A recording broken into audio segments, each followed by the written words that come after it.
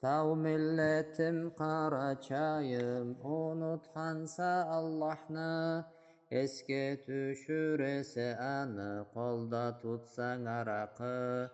Allah'ını çamlandırasa, terin kirip günahha, ahir gününü unutkansa, kulluk etip dünyaga.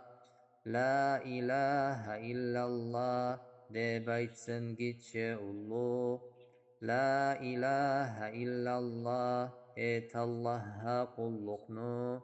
La ilahe illallah, Muhammed Resulullah. La ilahe illallah, düzet bizni ya Allah.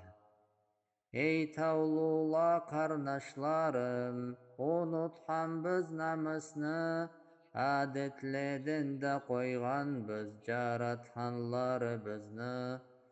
Hegeçsini düşürtken biz gönçek kısa kiydirip, javluqlarni teşdirgen biz dinsizlege uşatıp.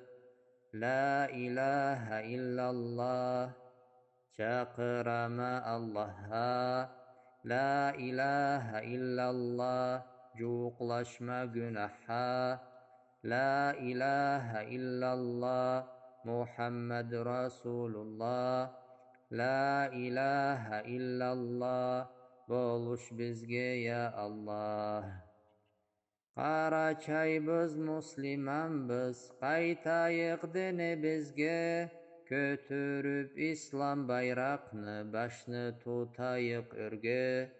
Es iyeyik biz Kur'an'a, şariatla ilmuğa, birikkelley Karaçayda kesin horlatmaz javga.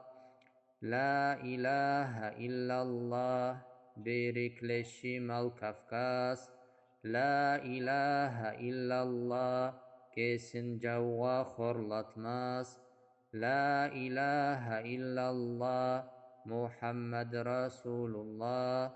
La ilahe illallah, geç bizni ullu Allah.